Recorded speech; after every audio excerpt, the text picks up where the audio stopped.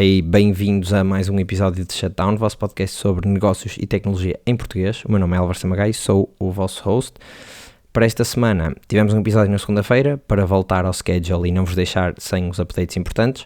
Portanto, se ainda não ouviram, vão ouvir o de segunda-feira, que é sobre o Brasil ter banido o Twitter, ou X neste caso. E esta semana vamos só falar sobre o evento da Apple, os novos iPhones, e vou deixar a minha recomendação, se vale a pena comprar, o que é que vale a pena comprar, quais é que foram as motivações, se calhar, por trás deste evento, quais é que são as percepções, se foi um evento interessante ou não, e o que é que podemos esperar, no fundo, como nos guiarmos com esta informação nova que temos agora. Já sabem que se isto vos tem trazido valor, considerem deixar aí uma review, ajuda-me imenso a subir nos rankings e nos tops, etc. E a aparecer a mais gente e a mais gente descobrir o podcast.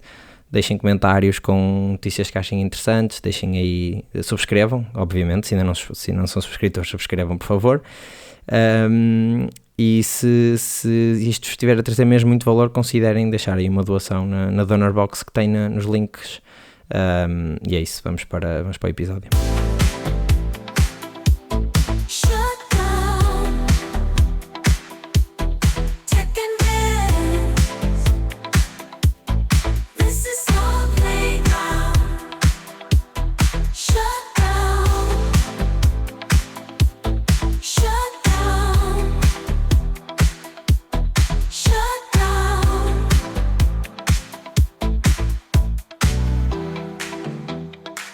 Esta segunda-feira a Apple lançou os seus iPhones novos, como é normal, em setembro há sempre um evento onde a Apple apresenta os seus telemóveis novos e uma coisa que foi diferente dos outros anos foi exatamente o facto de ser na segunda-feira. Normalmente é sempre à terça, só que o que é que acontece? Terça, dia 7, que é o dia que eu estou a gravar isto, dia 10, desculpem, terça, dia 10 de setembro, há o debate das presidenciais americanas entre a Kamala e o Donald Trump e, portanto, eles anteciparam para segunda-feira para não concorrer com esse dia e terem alguma media buzz antes do debate, que certamente vai roubar muitas audiências da televisão aos lançamentos dos telemóveis. Mas vamos então falar dos dispositivos que eles apresentaram, que já devem ter visto, se calhar. Mudaram algumas coisas, mas não muitas, e é um bocadinho essa a mensagem principal que fica. Portanto, eles lançaram novidades não só nos iPhones, como também noutros dispositivos, no relógio e nos headphones, em todos os AirPods, portanto, na linha toda de headphones da Apple. Vamos começar com os iPhones. Portanto, eles apresentaram 4 novos telemóveis, o 16 e o 16 Max, o 16 Pro e o 16 Pro Max. Entre os Max e os não Max, naturalmente a única coisa que muda é o tamanho. Aliás, é 16 Plus, não é 16 Max. Mas quais é que são aqui então as novidades e qual é que é a minha recomendação, se vale a pena ou não fazer o upgrade para estes novos telemóveis? Portanto, vamos começar com o 16. O 16 é muito parecido ao iPhone 15, ou seja, também vem com umas cores novas e tal. O tamanho é igual, o ecrã é o mesmo, muda a câmara, portanto a câmara deixa de estar alinhada na diagonal e passa a estar alinhada na vertical, à semelhança dos iPhones 10, uma em cima da outra, são na mesma duas apenas, uma normal ou wide e uma ultra wide. A ultra wide sofreu melhorias, portanto agora também é de 48 megapixels, e isto aqui é uma das pequenas grandes mudanças que aconteceram no telemóvel. Este telemóvel passa a ter o chip, eles não fizeram o mesmo que faziam sempre, que era quando, ou que têm feito nas últimas 2 gerações, que é o Pro ficar com o chip novo e o não Pro ficar com o chip do Pro do ano anterior. Eles este ano lançaram 2 chips com nomes novos. Portanto, o chip do iPhone 16 é o A18, o do Pro é A18 Pro, ou seja, não ficou com o A17 Pro, que é o do iPhone 15 Pro e 15 Pro Max. E portanto este chip teoricamente é mais potente e está desenhado para receber as funcionalidades novas do Apple Intelligence, que já lá vamos, vai ser uma coisa bastante importante, parece-me a mim, nesta nova saga de telemóveis, mas ainda no hardware. Portanto, mudam as câmaras, a câmara passa a ser melhor, passa a poder fazer 2 vezes zoom não óptico, ou seja, não é zoom digital, mas também não é bem um zoom óptico em que mexe as lentes tal como no iPhone, nos modelos Pro. É sim, como o sensor aumentou para 48 megapixels, eles conseguem usar os pixels centrais e portanto fazem tipo um crop que não é bem um zoom digital, mas que funciona como um zoom digital, no fundo é isso, ou seja, não estamos a esticar os pixels, estamos a usar só os pixels do meio e portanto a imagem parece maior. Porquê? Porque mesmo quando utilizamos a câmera com o sensor total, com os 48 megapixels, o que o iPhone faz é agrupa 4 pixels para torná-los em pixels maiores, no fundo, combina isso com uma imagem de 48 megapixels e, portanto, na verdade o que temos é uma imagem intermédia com uma resolução maior porque temos o detalhe dos 48 e com mais luz porque os pixels são maiores e, portanto, conseguem absorver mais luz. É assim que funciona. E também é esta a razão pela qual os Nokias antigos, que já tinham 40, 50 e 100 megapixels, tinham imagens fraquíssimas. Porque, na verdade, aqueles sensores eram muito pequeninos e tinham muitos pixels muito pequeninos e, portanto, entrava pouca luz e as imagens ficavam cheias de grão e ficavam muito, muito fracas. Foi por isso também que o iPhone demorou muito tempo a passar para um sensor com mais megapixels, porque eles tinham os 12 megapixels, faltava-lhes se calhar um bocadinho de detalhe, mas as imagens eram brilhantes, vívidas, nítidas, com pouco ruído, exatamente por causa de terem poucos megapixels e terem cada pixel ser maior em área e portanto conseguir apanhar mais luz. É assim que funciona um bocadinho a fotografia. Se calhar faço um episódio só sobre fotografia, porque também é um dos meus hobbies.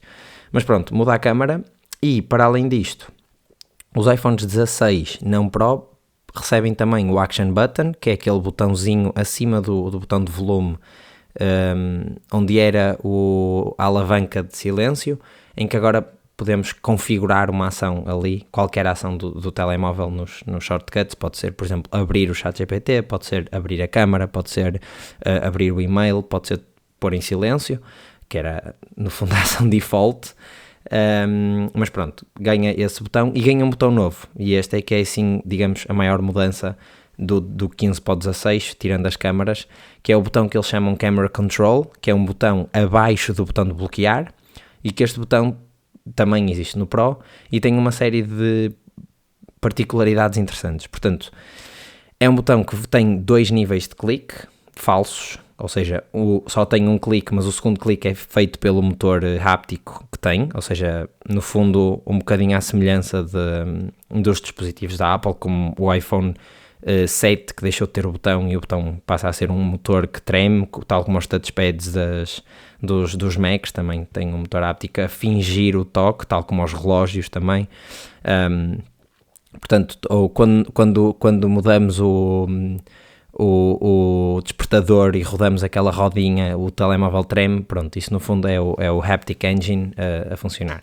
E para além disso, o botão é touch, ou seja, a superfície do botão é touch e permite controlar uma série de funcionalidades dentro da câmara. Este botão é exclusivamente para a câmara, ou seja, não dá para reprogramar para mais nada, mas dentro da câmara permite fazer zoom e com uma série de controlos de duplo toque, etc., obviamente permite capturar, não é? Com um toque só, com um clique, mas depois permite também mexer as definições da câmara, por exemplo, a abertura da lente, tornar a foto mais brilhante, menos brilhante, mexer nos modos da câmara, pôr em modo retrato, tirar, mudar os filtros, etc. Ou seja, ganha ali uma série de funcionalidades que também vão estar disponíveis nas aplicações que usam a câmera, como é o caso do Instagram, Snapchat, Facebook, WhatsApp, ou melhor, podem estar disponíveis. Portanto, eles abriram isso aos desenvolvedores, que também é um bocadinho uma trend que já se tem sido vista, abrir alguma parte do hardware a aplicações terceiras. Portanto, iPhone 16 está dito, o preço inicial do modelo mais pequeno, do 16, portanto 6.1 polegadas, é de 989, com 128 GB, se não me engano, exatamente. E o modelo maior é de 1139 com 128 GB também, 6.7 polegadas. Passando para os modelos Pro, muda, eu acho que ainda menos do que nos modelos não Pro face ao 15 Pro. Portanto, eles ganham na mesma este botão do Camera Control, que também vai poder ser utilizado para rapidamente abrir a câmera no modo Apple Intelligence e fazer pesquisa visual, um bocadinho aquilo que a Google tem com pesquisar com imagens. Aliás, acho que é efetivamente, ele pode pesquisar no Google com uma imagem tirada com um shortcut de carregar no botão que abre a câmera, neste novo botão Camera Control. Mas em termos de hardware, assim, a outra grande mudança, ou seja, a ecrã fica tudo igual, é o chip, passa para o A18 Pro em vez do A17 Pro, e os ecrãs passaram a ser maiores por dois motivos. Os telemóveis cresceram, efetivamente, e as bordas dos ecrãs ficaram ligeiramente mais finas, acho que é cerca de 10%. Portanto, em vez de 6.1 polegadas, o pequenino passa a 6.3, e o grande passa de 6.7 para 6.9 e é o maior ecrã de sempre num iPhone. Naturalmente, pronto, eles vão crescendo sempre. Em termos de preços, estão ao mesmo preço que o ano passado, 1249 o pequeno, com 128 GB, e 1499 o grande, com 128 GB. Também sai numa cor nova, que é o Desert Titanium, que é tipo um amarelo, um gold, na verdade, que era uma coisa que também a malta acho que tem vindo a pedir para retornarem o gold. Eu acho que isto, se fosse um lançamento há alguns anos, isto seria um 15S, na verdade. Ou seja, mudam algumas coisas, não mudam muitas coisas em termos de hardware. Acho que outra grande mudança, ou melhor, que não é muito grande, não é muito relevante, mas que pode fazer alguma diferença, é as baterias, de acordo com os benchmarks que a Apple dá e que não são muito fiáveis, é tipo número de horas de reprodução de vídeo, aumenta 10% face às gerações anteriores, tanto num como no outro. Portanto, tanto como nos Pro como nos não Pro, e acho que isto tem a ver com dois motivos, que é o chip é mais eficiente e as baterias são efetivamente maiores em tamanho.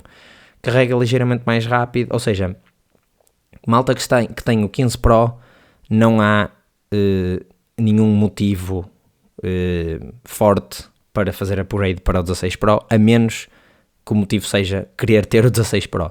Portanto, se quiserem só o mais recente e mais potente, vai ser melhor, obviamente, do que a geração anterior, mas não há nenhum motivo para fazerem esse upgrade. E entra aqui, e agora sim, um fator adicional, e é o software. Portanto, o Apple Intelligence, que foi muito falado no Keynote, e foi falado também na WWDC quando eles apresentaram o iOS 18, eu acho que esse vai ser o verdadeiro fator para motivar os upgrades. Isto se it lives up to the hype, ou seja, se funcionar tal como eles descreveram. Portanto, eles apresentaram todas aquelas funcionalidades. Eu tenho um episódio só a falar sobre o Apple Intelligence, que acho que passou um bocado despercebido, também saiu assim a meio da semana. Procurem aí para baixo, deve ser para aí o número 14, não tenho presente agora, mas é um episódio curtinho, só a falar sobre o Apple Intelligence, se quiserem saber tudo que lançou, que modelos é que usa, como é que vai funcionar. Mas pronto, e porquê que isto é relevante para o ciclo de upgrades? Ou seja, eu acho que eles já aceitaram, e acho que nos últimos anos tem-se visto isso, que upgrades de um ano para o outro são muito raros, e há pouca gente a fazer esse upgrade.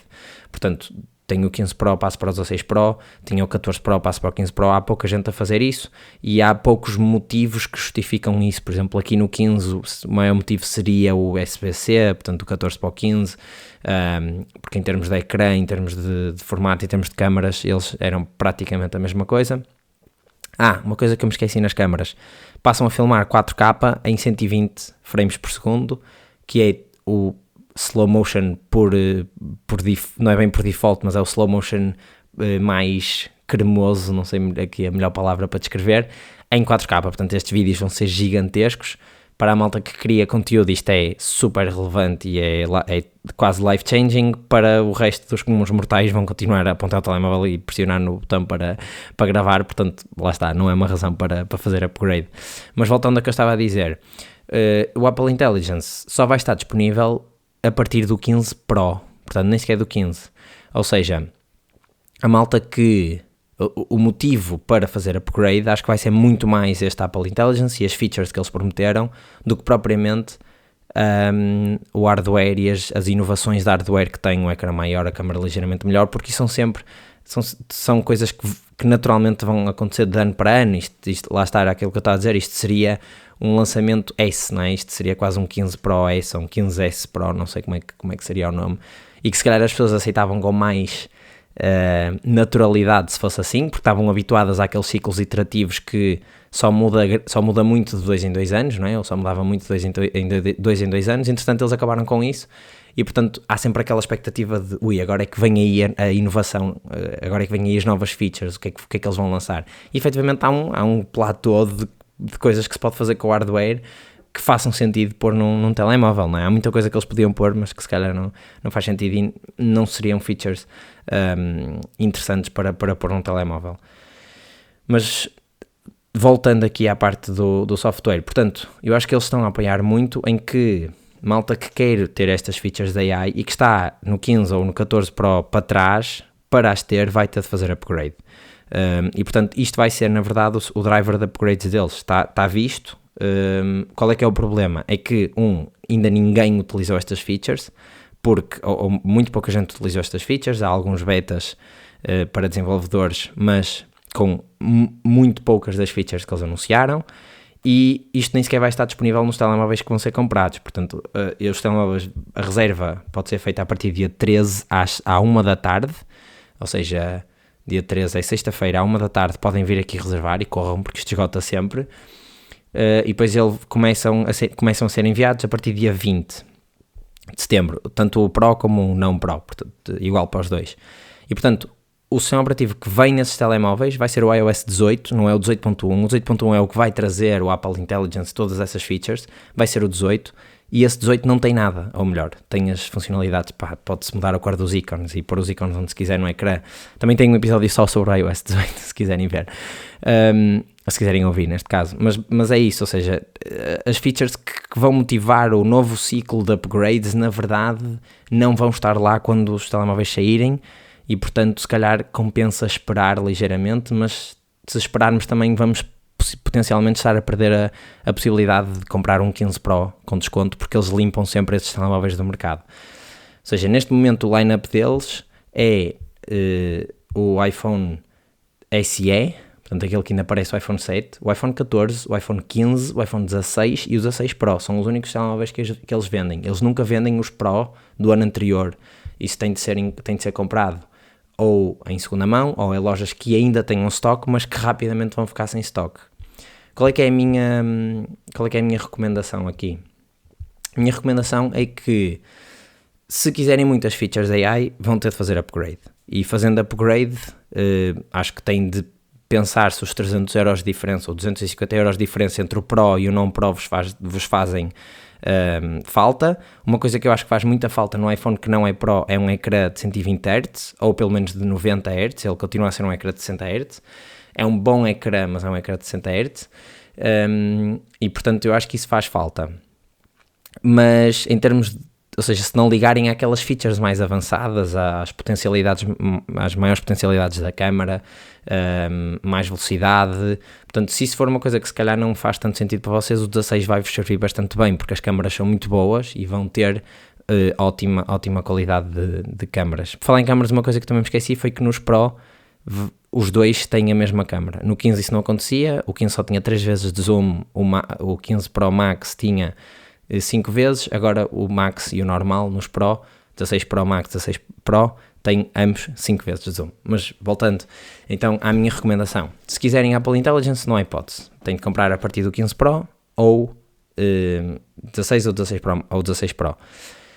Se isso não for uma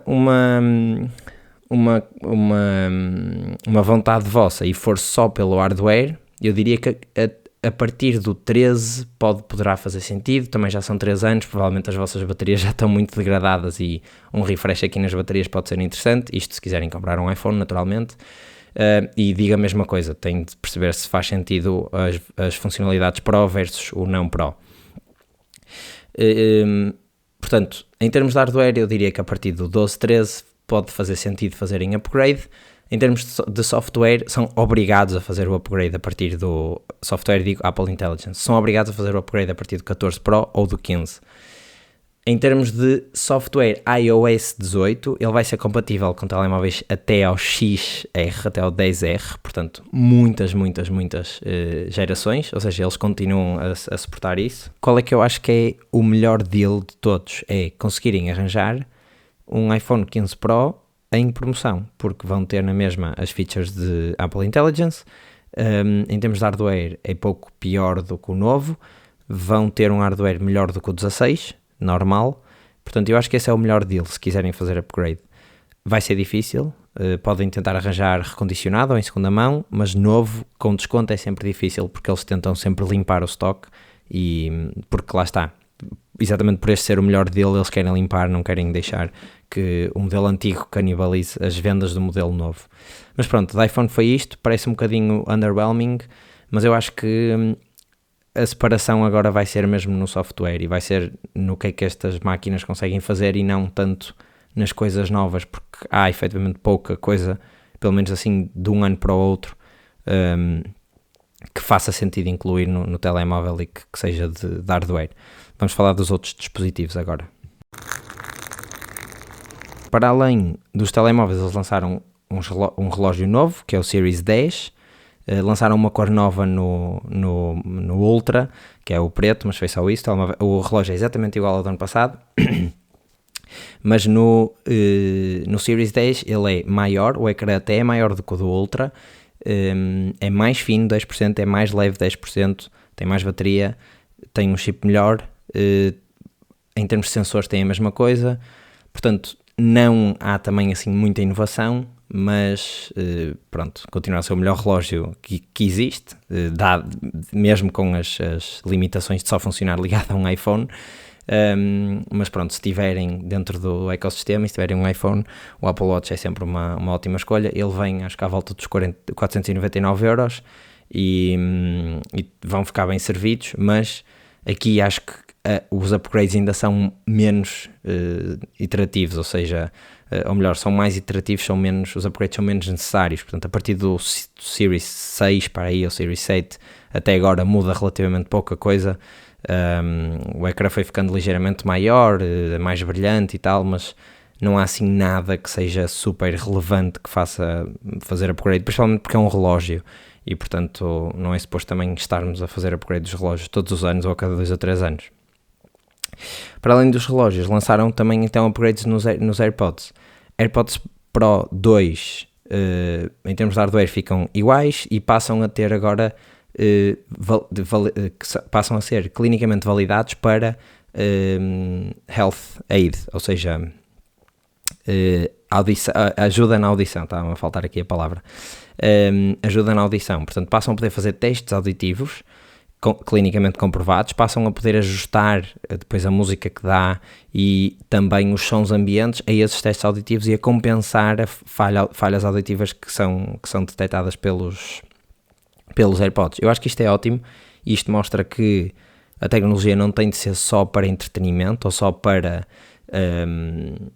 conveniência, se bem que neste caso a conveniência está associada à saúde, ou seja, não é necessário irmos ao médico para termos um sonograma tirado, para termos uma análise à nossa audição, facilmente com um dispositivo que muita gente tem e tem em casa e tem no bolso, consegue fazer um teste médico ou com qualidade médica a seguir os protocolos médicos e fazer alguma automonitorização. Há sempre aquela questão de as pessoas estarem a automonitorizar-se demais e depois tentarem medicar-se, que é o pior, e portanto ficarem com medo de problemas que não têm ou problemas reduzidos que possam ter e que não merecem a atenção que é necessária. Mas acho que esta conveniência bem usada é sempre bom e mostra que, lá está, a tecnologia tem de ser utilizada para estes casos. Isto nos Pro. Nos Max, que são aqueles grandalhões, eles continuam ao mesmo preço, foram lançados em 2020, a única coisa que mudou foram as cores e USB-C agora. Portanto, a Apple passa a ter tudo em USB-C, pelo menos nestas linhas mais altas, iPhones USB-C, AirPods Pro USB-C, os relógios é wireless e estes AirPods Max também passam a ser USB-C. E agora, se calhar, o lançamento mais interessante de todos do evento de ontem foi os AirPods 4. Portanto, eles agora passaram a ter um tier intermédio de AirPods, que são aqueles que são iguais aos Pro, mas sem a cabecinha, ou seja, sem aquela partezinha de borracha. E esses AirPods acho que são o melhor deal e o melhor produto que foi lançado ontem pela Apple. Portanto, eles lançaram duas versões. Os AirPods 4 passaram a ter uma forma ligeiramente diferente, otimizada, eles disseram 2 milhões de data points, portanto mediram uma série de orelhas de muita malta e tentaram otimizar aquilo para encaixar perfeitamente na média das orelhas, ou pelo menos no máximo número de orelhas. Não vai ter um cancelamento tão bom porque não tem as tips de borracha, mas, e portanto, este sem cancelamento de ruído ativo custa 149, eles lançaram também uma versão AirPods 4, exatamente iguais, mas com cancelamento ativo de ruído, a 199€. E os AirPods Pro custam 280, acho eu, à volta de 280, portanto, há aqui 100€ de diferença quase, que podem fazer muita diferença, e AirPods com cancelamento ativo de ruído a 199€, acho que vão vender imenso.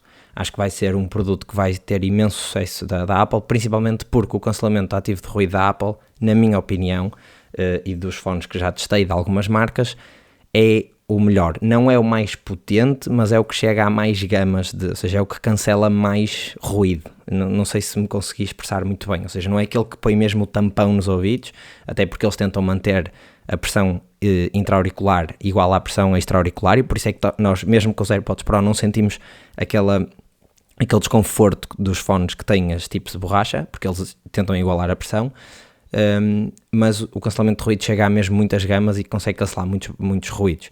E portanto, eu acho que este vai ser de todos os dispositivos que foram apresentados ontem, acho que vai ser o mais bem sucedido. Tem uma caixa nova também, com som e com o Find My, portanto dá para pesquisar, dá para procurar e tal. Pronto, tem aqui algumas funcionalidades engraçadas. Se estiverem à procura também de uns auriculares, eu acho que estes AirPods podem ser uma ótima compra, se o formato for interessante para vocês. Também é USB-C, e de certeza, eu adoro os meus, ando sempre com eles de um lado para o outro, e portanto acho que não se vão arrepender, principalmente se estiverem dentro do ecossistema. Se tiverem um iPad, um iPhone, um Mac, emparelha super bem, um relógio até. Pronto, tem aquelas funcionalidades todas de Smart Pairing. Ok, foi isto. Não foram muitos breakthroughs, mas acho que lá está, foi um evento mais iterativo. Eles devem ter gasto todo o budget e todo o investimento no software e nestas funcionalidades da AI. É uma pena que elas não estejam disponíveis e provavelmente ainda vai demorar, principalmente aqui na União Europeia e naturalmente em português. Nós nem sequer temos a Siri em português de Portugal, a Siri atual. Portanto, não considerem isso, pelo menos para já, na compra dos telemóveis, porque é capaz de só chegar para o ano aqui à União Europeia. Ou seja, vai demorar um bocadinho. Esta é a minha recomendação: comprem por aquilo que os telemóveis são ao dia de hoje e não por aquilo que as marcas prometem, porque a Apple não costuma falhar, mas pode falhar neste caso, porque há alguma incerteza nestes modelos de AI, ou pelo menos deixem chegar aos Estados Unidos, veem reviews, ou se alguém me quiser enviar um telemóvel para eu fazer review, também posso fazer aqui uma review mais aprofundada, mas esperem por mais reviews para tomar a decisão, pelo menos com base nisto do software, porque lá está, não existe ainda, ninguém sabe como é que vai ser, está só em developer beta, e nem são todas as features, são só aquelas tipo Writing Assistant e assim, que no fundo é o Grammarly. Mas pronto, esta é a minha recomendação, foi este o evento da Apple e já sabem, esta semana não temos notícias rápidas, porque tivemos outro episódio na segunda-feira. Vão ouvir o episódio da segunda-feira, que acho que também tem temas super relevantes. Se isto vos traz valor, partilhem com alguém, deixem uma review, deixem um comentário, deixem um like. Se gostarem mesmo muito, têm aí a Donor Box, considerem fazer uma doação e vamos para a semana.